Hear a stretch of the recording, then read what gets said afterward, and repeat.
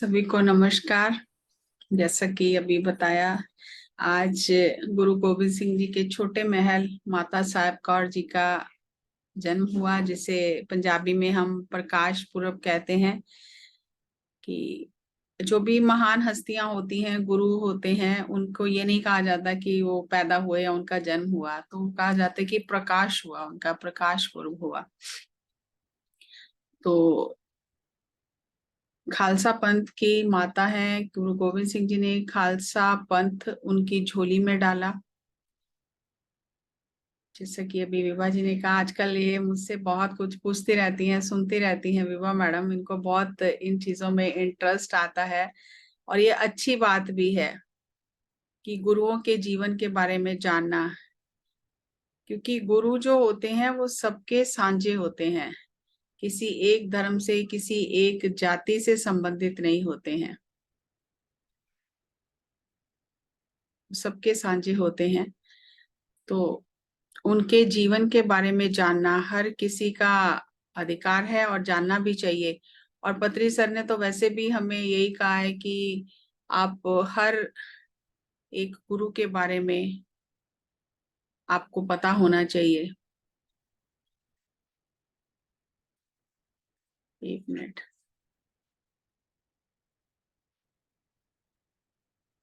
Presentation नजर आ रही है? नहीं, अभी शेयर स्क्रीन करती हूँ।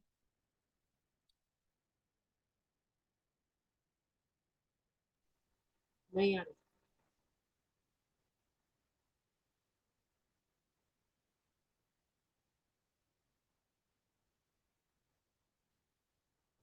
अभी यस। जी जी। तो देखो, जो पहले जमाने में तो कोई कैमरे होते नहीं थे, पिक्चर्स वगैरह ये सब काल्पनिक हैं, किसी चित्रकार ने बनाई है कल्पना करके, उसमें हम नहीं जाएंगे। लेकिन फिर भी कुछ चीजें जो हैं उन्हें समझना पड़ता है, तो उसके लिए हमें इतिहास और ये सब चीजें चाहिए होती हैं। एक बहुत ही अद्भुत मिसाल उन्होंने कायम की है अपने जीवन में कि एक स्त्री अध्यात्म की कितनी ऊंचाइयों को छू सकती है अगर वो साधना के मार्ग पर चलती है। तो ये जैसे कि छोटे पत्नी थी उनकी, अगर मैं कहूँ तो ये एक उनका आत्मिक मिलन था। जैसे एक पति पत्नी का संबंध होता है, शारीरिक संबंध होता है। तो जब माता साहेब कौर जी से गुरु गोविंद सिंह जी की शादी हुई है, तो उस समय उनका गृहस्थ जीवन पूरा हो चुका था। उनकी दो पत्नियां थी। एक पत्नी जो थी वो शरीर छोड़ चुकी थी, और चार उनके पुत्र थे जिन्हें पंजाबी में हम साहिबजादे कहते हैं। उस समय उनकी माता साहिब कौर जी से शादी होती है, और दोनों के इस आत्मिक मिलन से ये जो आज हम खालसा पंथ कहते हैं जिसे सिख धर्म में, तो ये इतना बड़ा परिवार बना है, जिसमें हमें ये कहा जाता है कि आज से आपके धर्म पिता गुरु गोविंद सिंह जी हैं और धर्म माता माता साहिब कौर जी हैं। ऐसा कहा जाता है कि जो इनके माता पिता थे, इनका जन्म लाहौर रोहतास डिस्ट्रिक्ट में होता है, झेलम के पास, जो आजकल पाकिस्तान में है। इनके माता और पिता जो भाई रामा जी और माता जसदेवी जी थे, उनके घर में कोई संतान नहीं थी। तो वो देखो, दशमेश पिता गुरु गोविंद सिंह जी जब अपनी जवानी की उम्र में थे, तब आकर उन्होंने कहा कि हमारे घर में जो भी संतान दोगे आप, होगी आपकी कृपा से, तो उसे हम आप ही के चरणों में अर्पण करेंगे। अब ये कैसी कैसी कड़ियां जुड़ी होती हैं, मतलब हैरानी भी होती है। तो गुरु जी ने तो सब कुछ जानते थे, तो मुस्कुरा कर कहा कि गुरु नानक के दरबार से आपको मिलेगा, सब संतान होगी। और उस समय जब ये जाते हैं तो इनके घर में एक पुत्र और एक पुत्री का जन्म होता है कुछ समय बाद। तो क्योंकि उन्होंने यही कहा था कि जो भी होगी इसे गुरु चरणों में हम इसे अर्पण करेंगे, तो साहेब ने दी है करके उन्होंने नाम रख दिया साहेब देवा। और एक उनके भाई का जन्म होता है तो साहेब ने दिया, तो उनका नाम साहिब चंद रख दिया, जो बाद में अमृत छक्के साहिब सिंह बने। और उनके पति गुरु गोविंद सिंह जी और पूरा खालसा पंथ जिसकी वो माता हैं। तो ये एक दो तरह के पुत्र होते हैं, जब आगे आएगा तो मैं आपको बताऊंगी। कि जब उन्होंने पुत्र प्राप्ति के लिए गुरुजी को कहा, तो गुरुजी ने कहा 2 तरह के पुत्र होते हैं। एक तो जो शरीर से बिंद से, जो वीर्य से पैदा होते हैं, उनकी सीमा होती है, उनकी उम्र होती है, वो चले जाते हैं, हमेशा कोई नहीं रहता। लेकिन आपका ये जो खालसा पुत्र है, ये कभी भी खत्म नहीं होगा। आप हमेशा ही इनकी माता बनी रहेंगी और ये हर दिन बढ़ता ही जाएगा। एक स्त्री एक पुत्र को, 2 को, 4 को जन्म देती है, लेकिन आप हर दिन हजारों खालसे को जन्म दोगे। तो ये इसीलिए जब अमृत छकाया जाता है तो कहा जाता है कि आपके आज से धर्म पिता गुरु गोबिंद सिंह जी और धर्म माता माता साहिब कौर जी हैं। अब ये थोड़ा पीछे जाते हैं हम, जो मुझे भी अभी ही थोड़े 2-4 दिन पहले ही पता चला जब मैं ये सब ढूंढ रही थी। देखो, मैं तो सिख धर्म में होके भी इन चीजों को आज जान रही हूँ, और आप सबके उसकी वजह से, ये सेशन की वजह से मुझे इतना कुछ जानने का मौका मिला, इसलिए मैं बहुत आभार व्यक्त करती हूँ। नहीं तो मैं भी गहरी नींद में सोई हुई थी। तो उसमें ये बताया गया है कि सतयुग के समय जब राक्षसों ने देवताओं को छीन लिया, राज्य छीन लिया, और पूरा त्रिलोकी में राक्षसों ने अपना राज्य स्थापित कर लिया, तो उस समय जो परम सत्ता है, जिसे निरंकार कहा जाता है, या जो भी परम जो शक्ति है जिसे परमेश्वर कहा जाता है, तो उसके 2 रूप हैं।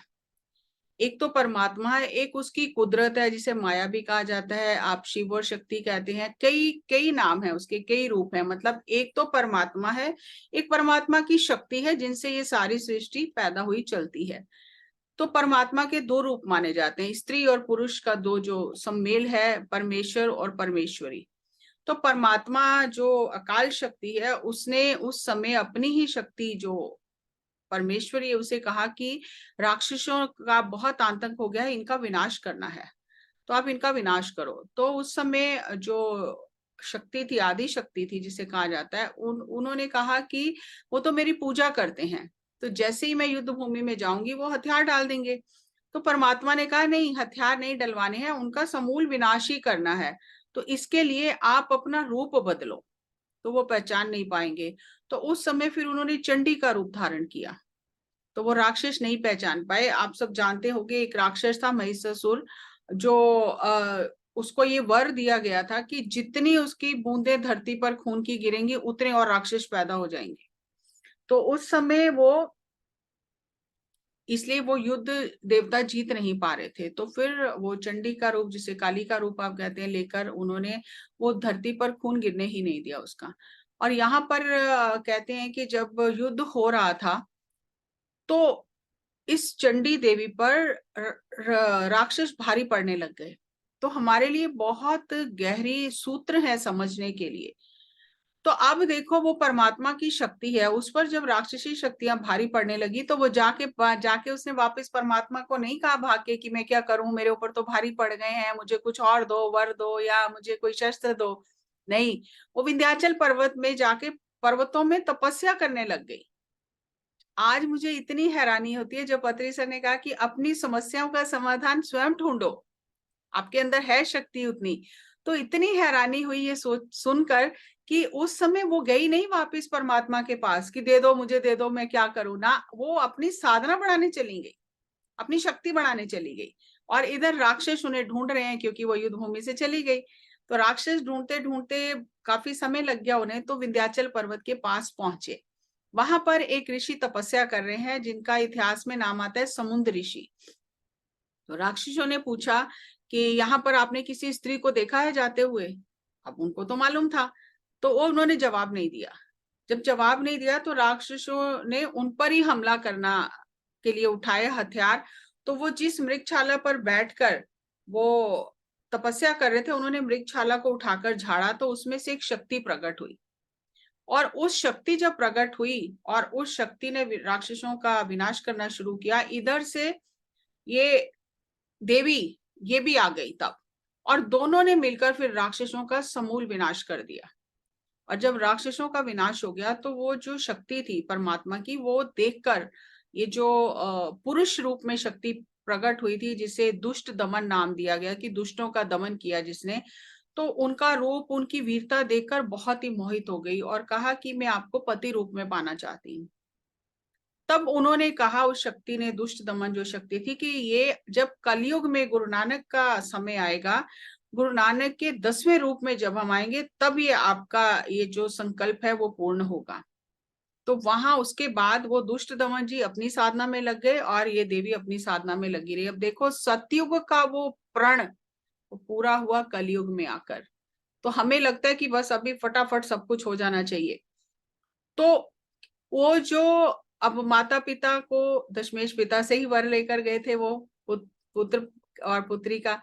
और जब तक ये घटनाक्रम आगे बढ़ता है तो उस समय तक गुरु जी की 2 शादियां हो चुकी हैं और 4 पुत्र साहिबजादे हो चुके हैं। 4, बाबा अजीत सिंह जी, बाबा जुझार सिंह जी, बाबा जोरावर सिंह जी, बाबा फतेह सिंह जी। अब जो गुरु जी की बड़ी पत्नी है माता जीत कौर जी, बहुत साधना करती हैं और गुरु जी और सारी संगत उन्हें योगी जी कहती है। मतलब उनकी ऐसी अवस्था थी कि वो योग में ही हर समय रहती थी, साधना में ही हर समय रहती थी। तो साधना में उन्हें आने वाला समय दिख गया कि कैसे कैसे चारों साहिबजादों की शहादत होगी। वो छोटे साहिबजादे दीवारों में चिने जाएंगे, बड़े साहिबजादे युद्ध में शहादत पाएंगे, गुरुजी अनंतपुर छोड़ देंगे और नंगे पैर जंगलों में भटकेंगे। तो वो उन्होंने आके जब ये देखा तो बहुत उनको लगा कि ये आने वाला समय तो बहुत अलग तरह का है। तो आकर उन्होंने गुरुजी को कहा कि जो मैंने देखा है वो मैं तो आंखों से तो नहीं देख पाऊंगी, क्योंकि उनके 3 पुत्र थे। और गुरुजी ने कहा, उन्होंने कहा कि माताजी ने कहा कि गुरुजी आप मुझे इजाजत दो जाने की, मैं शरीर छोड़ना चाहती हूँ, मैं ये नहीं देख पाऊंगी सब कुछ। तो गुरुजी ने हंसकर उन्हें कहा कि योगी जी आपकी इच्छा है, जैसा चाहे वैसा करें। तो वो फिर अपने महल में गई और जाकर उन्होंने सुबह अमृत वेला जिसे कहते हैं उठकर अपना नित्य स्नान करके और अपना शरीर इतनी इच्छा से छोड़ दिया। उस समय जो छोटे साहिबजादे कह रहे 2.5-3 साल के थे उनकी उम्र, तो माता गुजरी जी को सौंप दिया बच्चों को और कहा कि आप इनके परवरिश करो और मैं जा रही हूँ। शरीर छोड़ दिया और गुरुजी ने उनका सब जो भी अंतिम संस्कार था वो किया। और जिस समय गुरुजी ने अमृत तैयार किया 1699 की विसाखी के समय, उस समय माता जीत कौर जी ने उसमें मिठास के लिए पताशे मिलाए कि जहां इनमें वीर रस हो वहां इनमें पताशे भी हों। और जब माता रोहतास की संगत आती है गुरु जी के चरणों में अरदास करके कि हम अपनी बेटी को आपको आपके चरणों में सौंपने आए हैं, उस समय बड़ी माता जी शरीर छोड़ चुकी होती हैं। और गुरु जी कहते हैं कि ये तो अभी हमने जब अमृत छकाया है और आगे आने वाला जो समय है, तो हमने तो ग्रस्त हमारा पूरा हो गया और हमने अपना ब्रह्मचर्य धारण कर लिया है, हम गृहस्थी जीवन अब नहीं जी रहे हैं। तो वो कहते हैं कि हमने तो पहले दिन से, जब से ये पैदा हुई हैं, जन्म हुआ इनका, तब से ही ये कहा कि आपके चरणों में रहेंगी, तो अब तो ये कहीं और शादी भी नहीं कराएंगी और हम करेंगे भी नहीं, तो आप कोई इसका हल निकालो। तो गुरु जी को तो मालूम था कि ये क्या हो रहा है, तो उन्होंने मुस्कुराकर कहा कि अगर ये हमारे महलों में कुआरा डोला जिसे कहा जाता है कि इनका हमारा गृहस्थ का संबंध नहीं होगा, शारीरिक संबंध नहीं होगा, अगर आत्मिक संबंध को ये स्वीकार करके हमारे महलों में रहना चाहें तो तब ये हो सकता है संभव। तो फिर उनका नाम ही कुआरा डोला करके आया सिख धर्म में। तो गुरु जी ब्रह्म ज्ञानी एक हुए हैं राम कुंवर जी बाबा बुड्ढा जी की अंश से, तो उन्होंने फिर गुरु जी के ये शादी जो है वो संपूर्ण कराई। और 1700 ईस्वी में उनकी शादी होती है गुरु गोविंद सिंह जी से। उस समय गुरु जी की उम्र 34 साल है और माता जी की उम्र 19 साल है। गुरु जी का कद 6 फुट 2 इंच है और माता जी का कद 6 इंच है। तो माता जी अपनी सास माता गुजरी जी के पास महलों में चली जाती हैं और बच्चों का परवरिश करनी शुरू करती हैं, माता गुजरी जी की सेवा करती हैं। और वो गुरु जी को कहती हैं कि आप एक बार महल में मुझे आकर दर्शन दिया करो, भोजन किया करो और मैं बाकी सेवा करती रहूंगी। तो गुरु जी कहते हैं कि उनकी बात को मान लेते हैं। वो कह रही हैं कि मेरा ये प्रण मैंने किया है कि जब तक आप दर्शन नहीं देंगे मैं भोजन अन्न जल ग्रहण नहीं करूंगी। तो गुरु जी उनका वो प्रण पूरा करते हैं कि ऐसा ही होगा। ये छोटी पत्नी होने के नाते इन्हें बहुत कम समय मिला गुरु गोविंद सिंह जी के साथ रहने का, क्योंकि 1700 में इनकी शादी होती है और 1708 में गुरु गोविंद सिंह जी मातलोक छोड़ देते हैं। तो 8 साल के जो पीरियड है उसमें से जो 4 साल हैं वो युद्ध का समय है, कि उस समय युद्ध ही निरंतर होते रहे हैं। तो कुल मिला के उन्हें बहुत कम समय मिला है अपने पति गुरुदेव के साथ रहने का। अब माता के अंदर इतनी शक्ति है, अगर हम उसमें मिसाल दी जाती है कि अगर पशु पक्षियों को देखें, जैसे कछुए की मिसाल गीता में भी दी जाती है, तो जो कछु कम्मी बोलते हैं उसे, जो वो होती है मादा कछुआ, वो रेत में आकर धरती पर अंडे देती है, उन्हें ढककर चली जाती है, खुद पानी में चली जाती है। इतनी उसकी संकल्प शक्ति है उस माँ की कि वो 250-300 मील दूरी पर अपने बच्चों को अपनी संकल्प शक्ति से सेती है, उनका ध्यान रखती है, और जैसे ही वो अंडे से बाहर आते हैं उन्हें जाकर पानी में लेकर आ जाती है। इतनी ज्यादा संकल्प शक्ति उस कछुए, मादा कछुए की है। इसी तरह से जो सारस पक्षी है, कूंज जिसे पंजाबी में कहते हैं, वो साइबेरियन कूंज कहा जाता है। वो कितने सैकड़ों मील अपने बच्चे देकर ठंड के समय में इंडिया, भारत आ जाती हैं, और वहां पर जो उनके बच्चे हैं, अंडे हैं, वो संकल्प शक्ति से यहाँ से उन बच्चों की परवरिश करती हैं, उन बच्चों के मुंह में यहाँ से दाना डालती हैं अपनी संकल्प शक्ति से, और जैसे ही बच्चे अंडे से बाहर आते हैं वो बच्चों को लेकर आ जाती हैं। तो कोई इनके पास कोई नक्शे नहीं है, कोई रेडार नहीं है, कोई ऐसे गैजेट नहीं है जिससे इन्हें पता चले कहाँ गए थे, कहाँ आना था, कहाँ से वापस जाना है, कहाँ आना है। तो इतनी शक्ति परमात्मा ने माँ को दी है, चाहे वो किसी भी रूप में है। तो जो मनुष्य जन्म में जो स्त्री है, तो कल्पना करके देखो कि उसके अंदर कितनी शक्ति है, क्योंकि हमें हमारी शक्तियों को दबाया गया, छुपाया गया, हमें हमारे अंदर ये खुद के प्रति नफरत पैदा कर दी कि मैं स्त्री जन्म क्यों लिया, मैं क्यों, मेरे लिए ये जंजाल है, मैं क्यों आई, क्योंकि वो पीरियड्स होते हैं, बच्चे होते हैं, तो स्त्री को ही सब झेलना पड़ता है। तो इस तरह से हमारी प्रोग्रामिंग कर दी कि हमने अपने आप को हीन समझ लिया, तुच्छ समझ लिया, और अपनी शक्तियों को भूल गए। तो एक माँ किसी भी रूप में हो, उसके अंदर इतनी शक्ति है कि वो अपने बच्चों का कितना ध्यान रखती है। तो इसी तरह जब अमृत छकाया जाता है आज भी, तो कहा जाता है कि आज से आपके पिता गुरु गोविंद सिंह जी हैं, धर्म पिता माता साहिब कौर जी हैं, आपका जन्म स्थान केसगढ़ साहब, जो अनंतपुर साहब जिसे हम कहते हैं, वहां है, क्योंकि वहीं से खालसे का जन्म हुआ।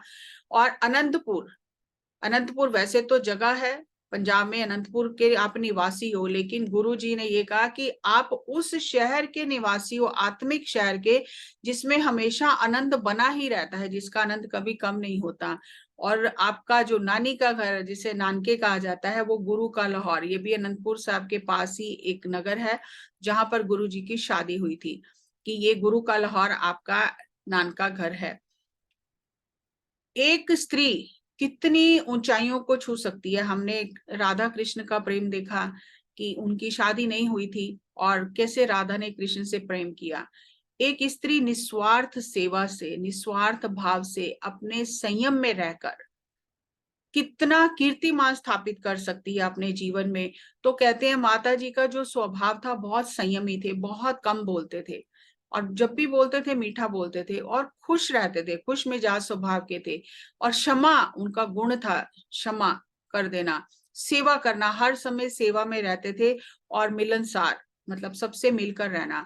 और उन्होंने जो गुरु गोविंद सिंह जी से ये प्रण अपना बताया कि आपके चरणों की दिन में एक बार मुझे सेवा करने का मौका मिले, और एक बार आप आकर प्रसाद ग्रहण करो साथ में। तो वो उसके बाद जो समय बचता था, वो साधना करती थी, समाधि में रहती थी, या फिर वो संगत की सेवा करती थी। अब स्त्री का एक रूप होता है माँ का। अब प्रण तो ले लिया, और उन्होंने जब एक दिन गुरुजी गए महल में और उनके लिए भोजन जब परोसा, तो आंखों में आंसू हैं और बहुत उदास हैं। तो गुरुजी ने पूछा कि आज क्या बात है, जो भी बात आपके मन में है वो कहो। तो उन्होंने कहा कि एक स्त्री जन्म की पूर्णता तब होती है जब वो माँ बने।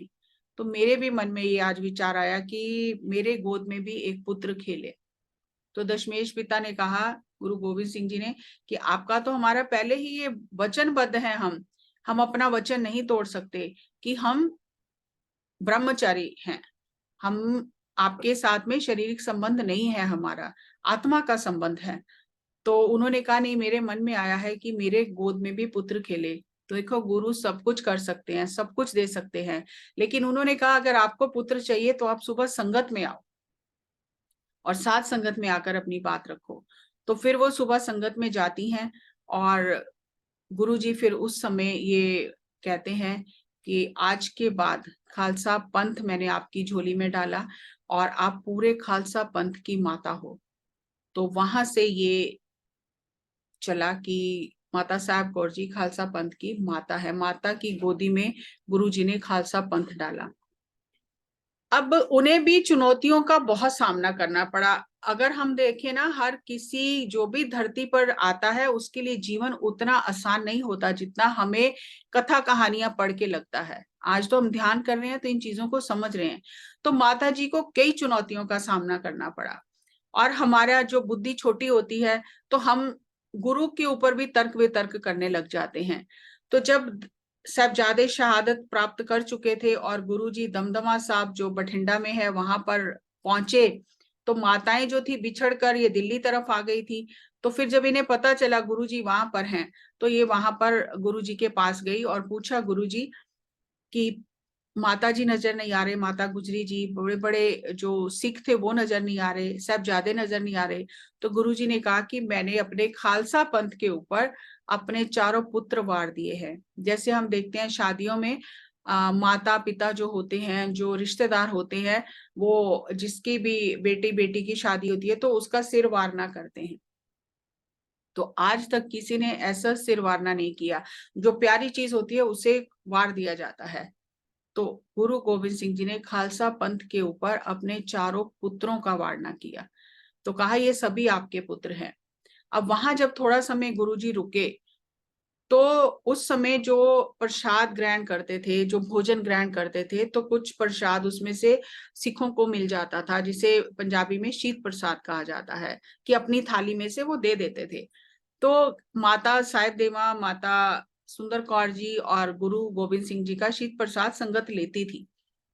तो वहां पर जब उन्होंने प्रसाद दिया, एक जगह है भाई के, वो एक गांव है, तो उन्होंने क्या किया कि माता जी का प्रसाद का थाल अलग कर दिया, गुरु गोविंद सिंह जी का और माता सुंदरी जी का प्रसाद ले लिया। तो जब किसी ने पूछा तो उन्होंने कहा कि इनका तो गृहस्थी संबंध नहीं है, ये तो कुआरा डोला है और इसलिए हम इनका प्रसाद नहीं खाएंगे। तो जब गुरु जी को इस बात का पता चला तो गुरु जी ने उन्हें कहा कि माता जी से क्षमा मांगो, आपको ये दिख रहा है कि हमारा गृहस्थी संबंध नहीं है, इनका और हमारा अनादि से अनंत काल तक आत्मा का संबंध है, तो आप माता जी से क्षमा मांगो। और ये ऐसी अकाल की शक्ति हैं, परमात्मा की शक्ति हैं, जो भूतकाल वर्तमान और भविष्य से परे हैं। और हमने खालसा पंथ इनकी गोदी में डाला है, जो सदा बढ़ता ही रहेगा। आज भी माता की गोदी में खालसा खेलता है और जो काम कभी पिता से बच्चे ना करवा पाए वो माता की सिफारिश से हो जाता है। तो इनको कुछ भी करने का अधिकार है, इन पर जो भी ये कर दे इन पर कोई प्रश्न नहीं होगा, परमात्मा भी इन पर प्रश्न नहीं करेगा कि ऐसा क्यों किया। और माता होने के नाते ये जो चाहे कर सकती हैं। और एक बार एक सिख ने कहा गुरु जी को कि आप ना बहुत मतलब जोश वाले हो, गुस्से वाले हो। तो गुरुजी ने उस सिख को कहा कि हम तो बहुत दयालु स्वभाव के हैं, हमारी हमारी चिंता मत करो कि हम गुस्से वाले हैं, हम तो दया में ही रहते हैं हर समय। आप ये देखो कि कभी किसी बात के लिए माता जी को गुस्सा ना आए। अगर माता जी को गुस्सा आ गया तो ये धरती का विनाश हो जाएगा, क्योंकि वो अकाल की, वो परमेश्वरी शक्ति हैं और उनसे पूछा भी नहीं जाएगा कि उन्होंने ऐसा क्यों किया। तो आप जाके माता जी की सेवा करो और छोटी छोटी बातों के लिए मेरे पास मत आया करो, माता जी से ही पूछ लिया करो, क्योंकि वो तत्क्षण फैसला करती हैं। ये नहीं कि आपने समस्या बताई फिर देखेंगे फिर सोचेंगे, नहीं, तत्क्षण तत्काल वो निर्णय लेती हैं, तत्काल फैसला करती हैं। और उनके फैसले पर परमात्मा भी उनपे प्रश्न नहीं करता कि ऐसा उन्होंने क्यों किया। उनको इतनी शक्तियां दी हुई हैं परमात्मा ने। तो जाके माता जी से ही काम करवा लिया करो, किसी बड़े काम के लिए मेरे पास आया करो। तो जब यहाँ से गुरु गोविंद सिंह जी फिर दमदमा साहब से दिल्ली की तरफ आए, फिर दिल्ली से राजस्थान और नंदेड़ हजूर साहब की तरफ गए महाराष्ट्र में, तो यहाँ पर उन्होंने अपनी दूसरी पत्नी जो माता सुंदर कौर जी थी उनको दिल्ली ही छोड़ दिया। गुरुओं के साथ रहना, गुरु पत्नी बनना विशेष करके बहुत बड़े पुण्य, युगों के पुण्यों का फल होता है। ऐसे गुरु पत्नियां नहीं बन जाती हैं। तो दिल्ली के सिखों ने उस समय कहा गुरुजी से कि जैसे आपने पंजाब के सिखों में वीरता भरी है और इतना उन्हें निडर बनाया है, क्योंकि दिल्ली के लोग जरा पैसों में ज्यादा उलझे रहते हैं और डरपोक होते हैं, तो उन्होंने कहा हमें भी ऐसा बनाओ। तो अपना कोई ऐसा सिख यहाँ दिल्ली छोड़कर जाओ जो हमें आपके बारे में बताए, सत्संग करे, कीर्तन करे हमारे साथ, और उसमें से हमें आपके दर्शन हो, ऐसा कोई सिख यहाँ छोड़ो। तो उस समय दशमेश पिता ने माता सुंदर कौर को छोड़ा। तो माता जी ने कहा कि मुझे आप क्यों छोड़कर जा रहे हो, बच्चे तो पहले ही नहीं रहे, पति का सहारा है, आप भी मुझे छोड़कर दिल्ली जा रहे हो। तो उन्होंने कहा नहीं, ये संगत के लिए ये करना है, तो आप दिल्ली में रहो। तो माता साहेब कौर जो थे उन्होंने कहा मेरा तो प्रण है, मैं तो अंजल भी ग्रहण नहीं करती आपके दर्शन किए बिना। तो वो साथ में चली गई महाराष्ट्र गुरु जी के साथ, क्योंकि जो गुरु करते हैं वो बाद में पता चलता है, हमें पहले नहीं समझ आती है। तो वहां जब गुरु जी गए और वहां पर एक धर्म स्थान था और गुरुजी ने तीर चलाया, उस धर्म स्थान पर जाकर लगा, तो वहां के जो लोग थे वो झगड़ा करने लगे। तो उन्होंने कहा कि आपने एक तो तीर चलाया है और एक कह रहे हो कि हमारा स्थान हमें वापस करो। तो गुरुजी ने कहा कि आपका ये धर्म स्थान कब से बना है? तो उन्होंने कहा हमारा तो 200 साल हुए हैं। तो गुरुजी ने कहा हमारा तो सतयुग का है ये धर्म स्थान, ये जगह हमारी है।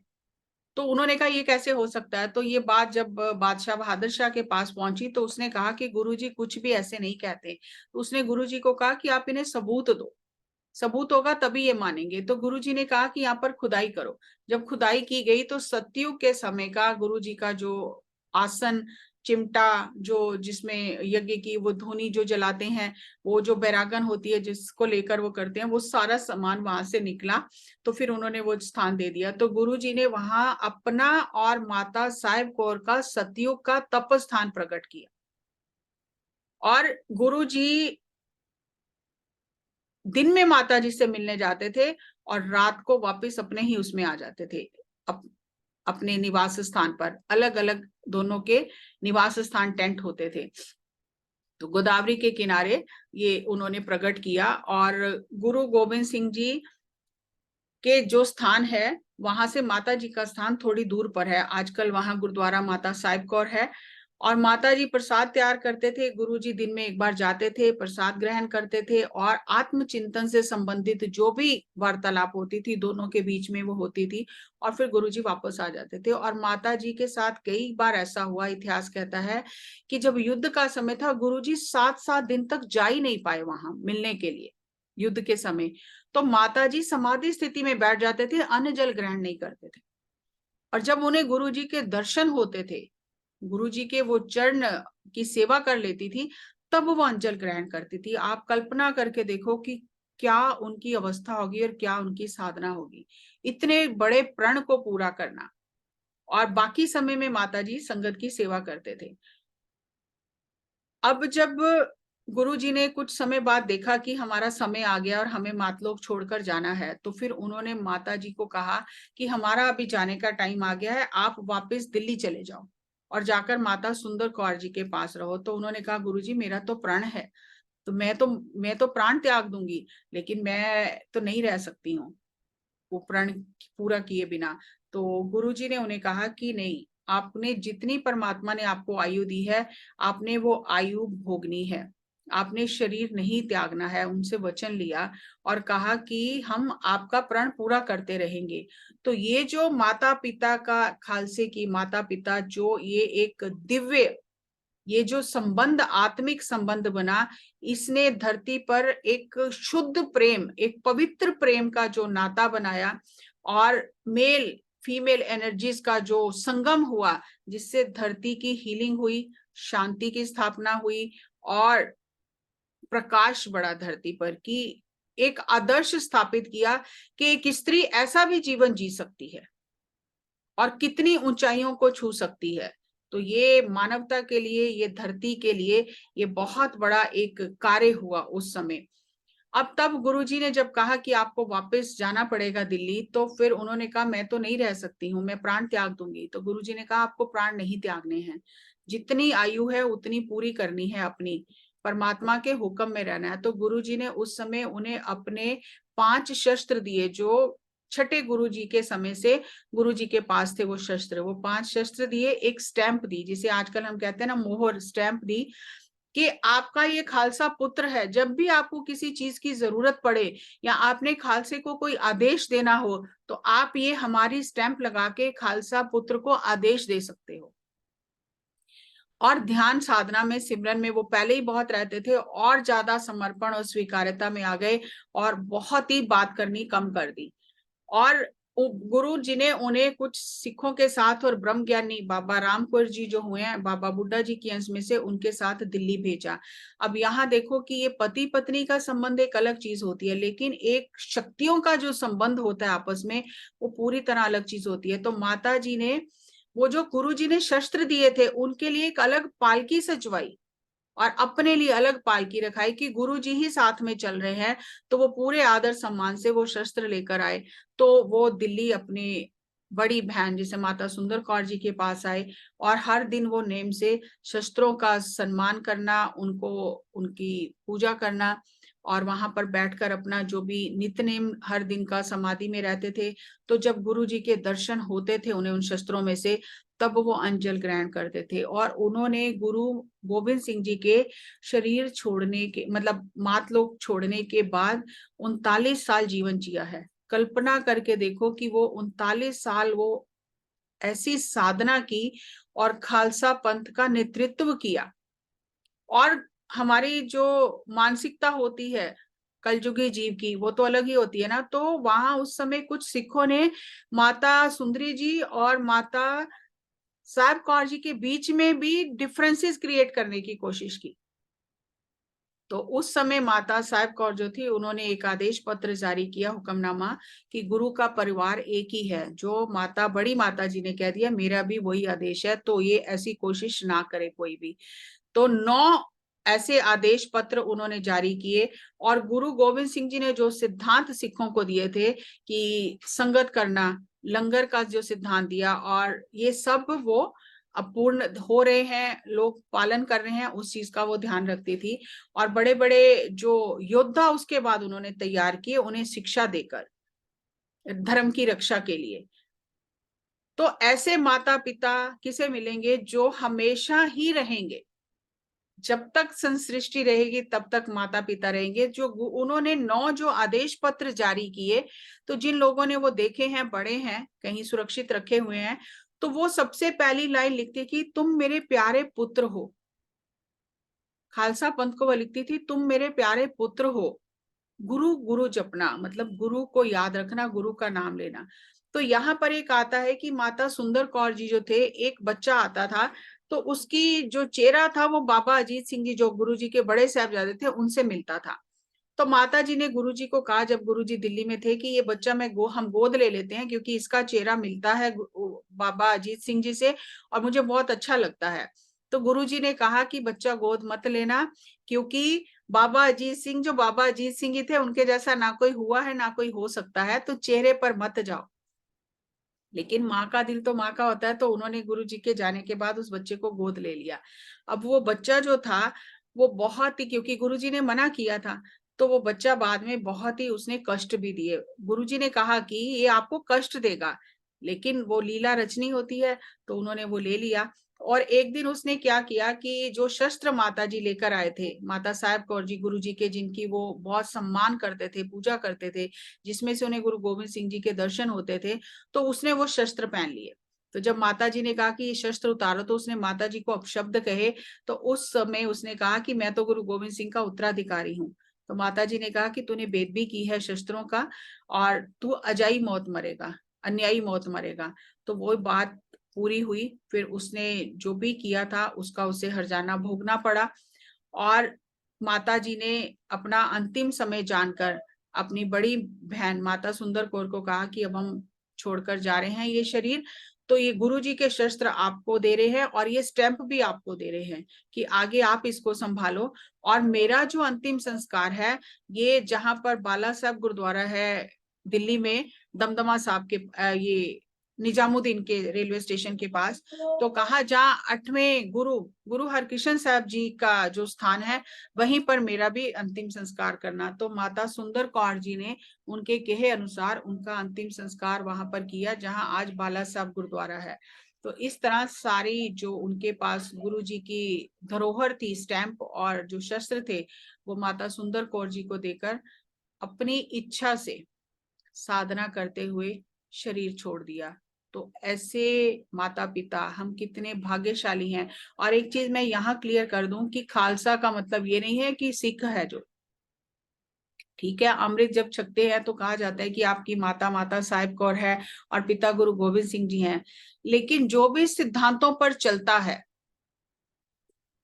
जो भी शुद्ध भाव से इस अध्यात्म के मार्ग पर आगे बढ़ता है, तो उसके वो माता पिता है। और वो उससे कहते हैं कि खालसा पंथ के पीठ पर गुरु गोविंद सिंह जी का हाथ है, तो सिर पर माता साहिब कौर का हाथ है। और बहुत सारे कथावाचक प्रचारक जो हैं वो कहते हैं कि जब हम माता जी के गुरुद्वारे जाते हैं वहां नंदेड़ में, चाहे हम यहाँ से लंगर छक्कर जाते हैं, वहां जाते ही पता नहीं क्यों भूख लग जाती है, फिर चाहे रात को जाओ चाहे दिन को जाओ। तो माता जी का ऐसा ऑरा है वहां पर कि वो अपने बच्चों को भोजन कराकर ही वहां से भेजती हैं। और जो लोग वहां इस चीज को जानते हैं, उस स्थान की महिमा को जानते हैं, वो जाकर वहां पर साधना करते हैं। और कहते हैं कि जो काम कभी नहीं होता है, कभी ऐसी कोई चुनौती आती है जिसका रास्ता नहीं मिलता है, तो कहते हैं तब हम माता जी के आगे अरदास करते हैं कि जरा पिताजी से कह के ये काम करा दो, तो वो काम तुरंत हो जाता है। तो मैं खुद इतनी हैरान हूं कि इतनी सब बातें जो गुरु जी की और माता जी की हैं, और क्या उनकी अवस्था थी और क्या था, तो मैं भी अभी जान रही हूँ आप सबके सहयोग से। तो इतनी हैरानी होती है, देर आए दुरुस्त आए।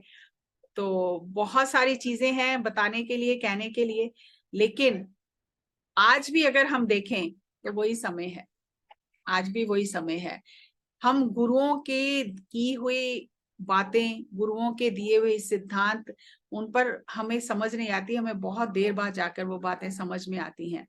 वो तो स्वाभाविक कह देते हैं, लेकिन हम जैसे उन सिखों ने कहा कि हम माता जी का प्रसाद ग्रहण नहीं करेंगे, तो फिर गुरुजी ने उन्हें कहा, समझाया कि ये आदि शक्ति है।